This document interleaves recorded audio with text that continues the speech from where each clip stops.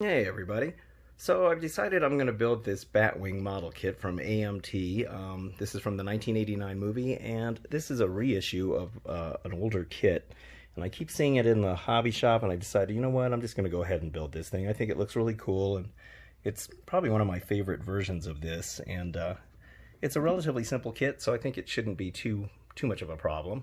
On the back here, we can see some of the details. It looks like they are showing it with lights. I will not be putting lights in this. I have found that over the years, every time I put lights in models, not only is it just a huge hassle, but it's also really expensive to do. And 99% of the time when I have it sitting on the shelf, it just sits there without the lights on. So it's kind of, I don't know, not really worth all the effort. So I'm just going to build this pretty much straight out of the box.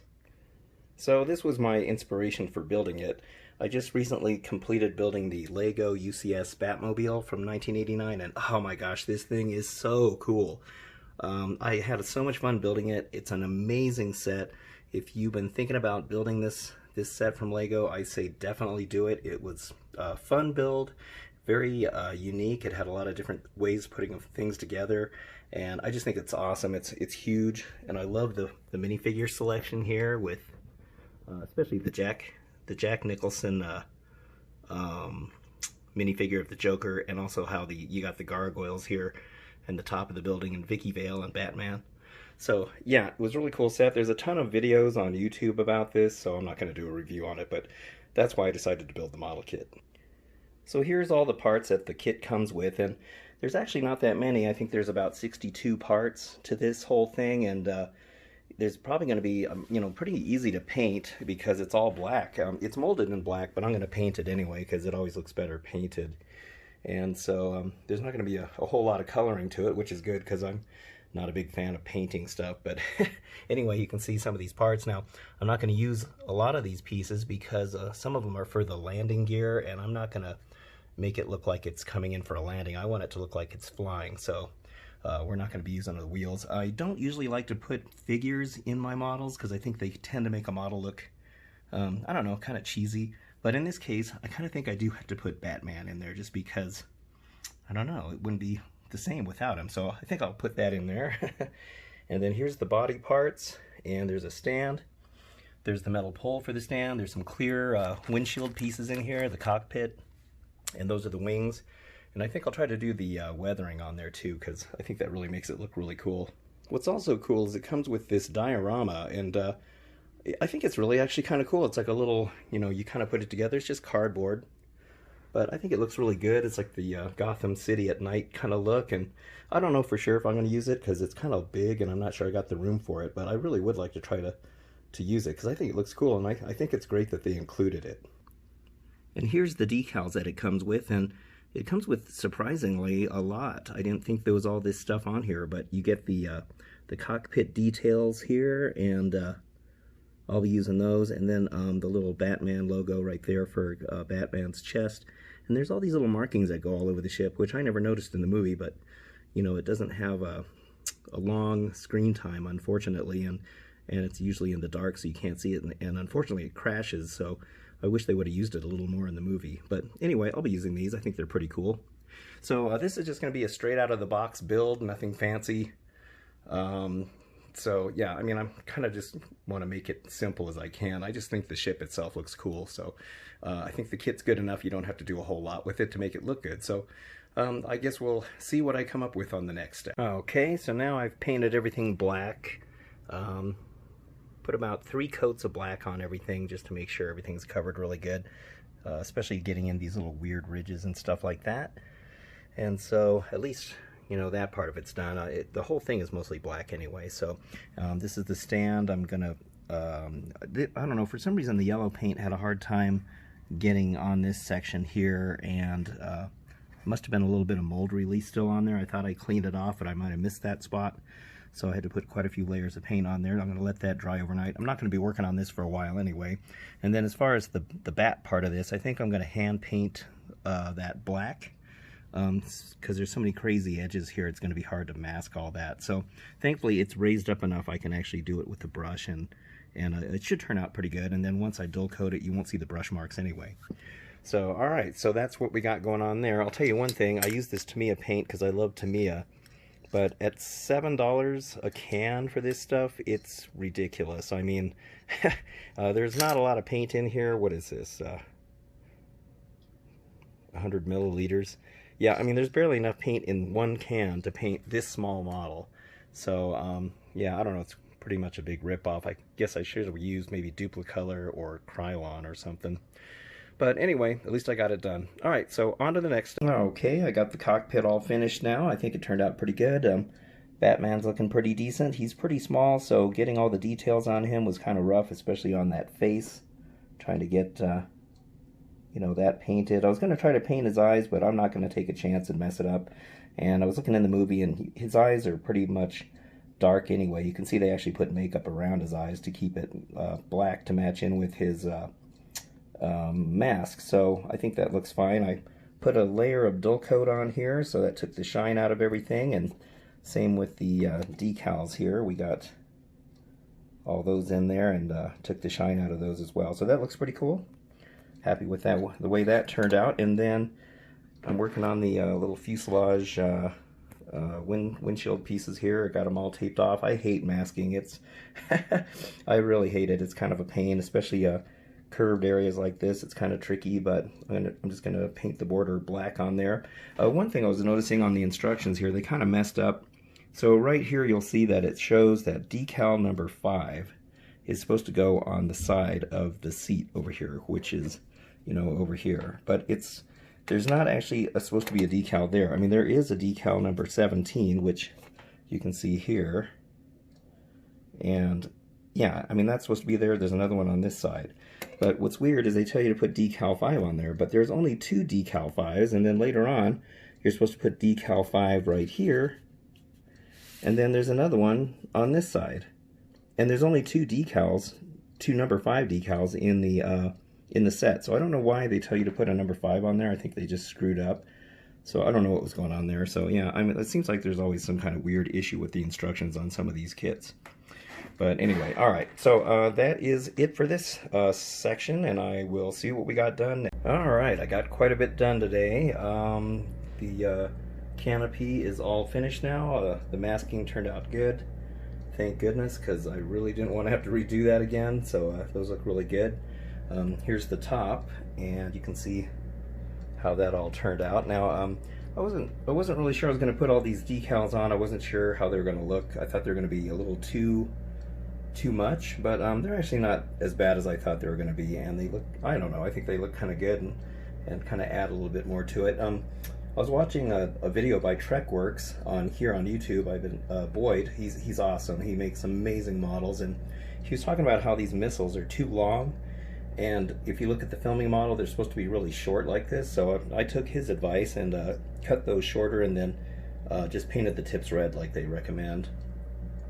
Glued all the parts on there, and then over here, since this is going to be an in-flight mode Batwing, all the panels are closed, and over here as well. This is the front part where the little gripper thing comes out. It's like the little pinchers that come out of here, and I thought you would have the option to have those come out, but you either have to build it with them out or in. You have to make the decision, kind of like with the landing gear. So I just went ahead and chose to just, you know, keep the doors closed, because I want it to look more sleek. And then here's the wings, and so of course, you know, I had to put a gloss coat on everything first so that the decals stick better, and then after putting the decals on, I put a little of that Walther's Solvaset on there, which works really good at getting everything on there nice, and then just give everything a nice dull coat, and that gets everything on here. Here's the little door for the machine gun. That's right here. So that's all done and ready to go.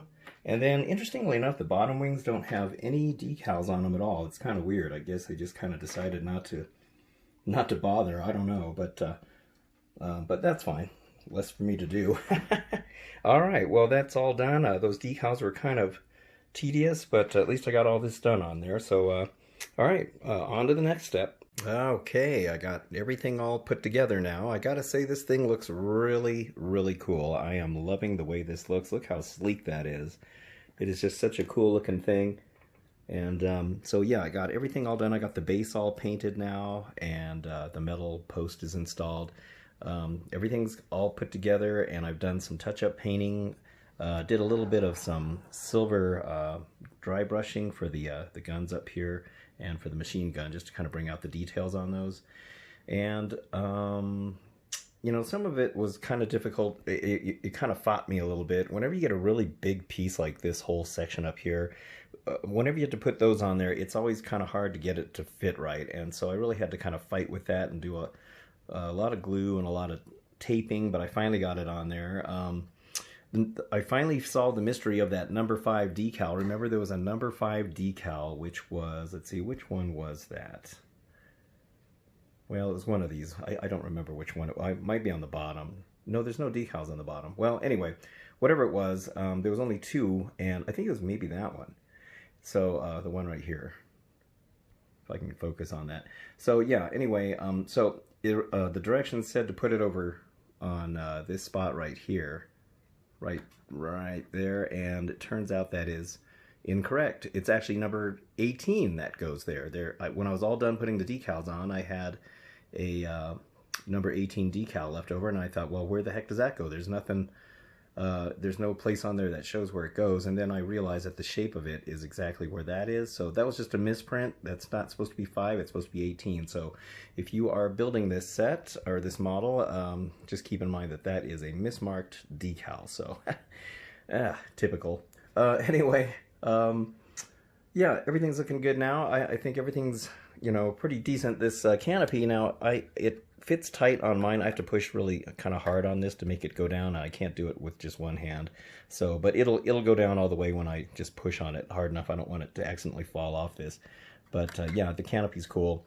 So all I got left to do now is the weathering, and I use pastels for that. I just have better control with it rather than trying to use paint. And I don't own an airbrush anyway, and so I just take a hobby knife like that, and I just scrape it, and then it turns it into a powder on like a piece of paper, and then I use this this cosmetic brush. Now I showed all this in my video for how to weather a Galaxy's Edge R2-D2, so if you want to see that, you can go back and watch that video. But anyway, I just use this brush for it. So I'll just be masking off the old blue tape, all the little panels. There's all kinds of panels on here, and just do the gray paneling. All right, so that is next. All right, I am completely done now. I finally got this all finished. It looks really cool. I absolutely love it. So as you can see by looking at this, I kind of decided to forego the paneling on here. If you look closely at the details, you can see there's a little square panels and stuff on there. And on the box art, it shows that, you know, there's panels on there, but I tried with the pastels. I used light gray, dark gray, and white. And every time I put it on there, and then I sprayed some dull coat on there to make sure, you know, it doesn't smear and come off, it just would disappear. And I've seen it do that before on other models. It's usually the lighter colored pastels that will do that. It works best with when you're putting dirt and stuff on models. So in this case, it kept disappearing. And then I tried some paint, same thing, light gray, dark gray, and I just really didn't like the way it looked, so I just scrapped the whole idea and and decided to just keep it clean. I mean, I figure Bruce Wayne and especially Alfred would never let the Batwing get dirty and weathered, so I'm looking at it in their perspective. They'd want to keep it, you know, fresh and clean looking. So anyway, you can see here there's the canopy. I got it all nice looking in there. Now you can see that I did not, let me see if I can open this real quick. I did not use the targeting computer. You have the option to put that on there, and so it actually connects right here, and then it comes up here, and then it goes in front of Batman's face, and it looks cool and all, but then it hides Batman, and you can't really see him, and so I decided to not use that. I mean, it's an option if you want to use it or not anyway. And then I had to tweak this this canopy. As I showed earlier, it kept kind of sticking, and now it opens and closes a lot easier. So I had to actually take this piece back off and sand the front of it, and then I sanded also because it was kind of dragging on these lower sections down here. So I just sanded it down here too, and now I mean, this thing is kind of wobbly anyway. It's not like the best kind of mechanism, but it certainly is a lot better now. I just didn't like how it was kind of, you know, dragging on there. So anyway, yeah.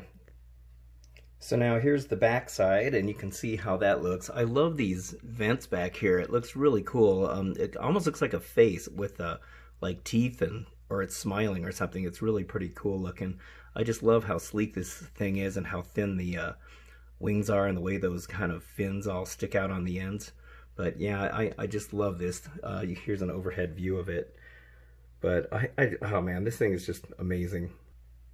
So I did have to redo the base. I had to repaint it. So when I was doing the paneling, I did kind of this little bit of an edge here and a couple of the little squares in here, or a few of them actually.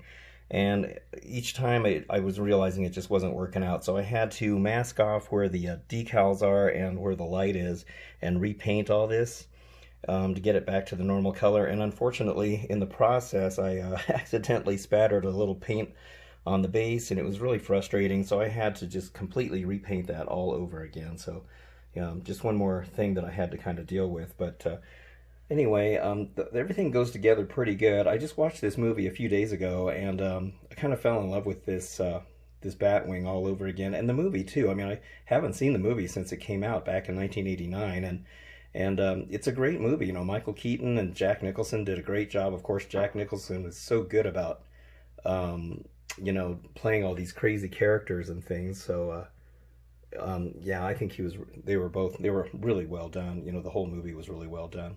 But all right, well anyway, that's everything. I'm really pleased with the way this turned out.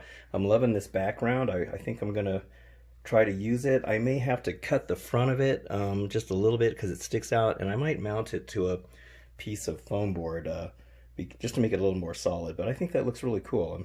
I really like that, and I think it's cool that they include it in the kit.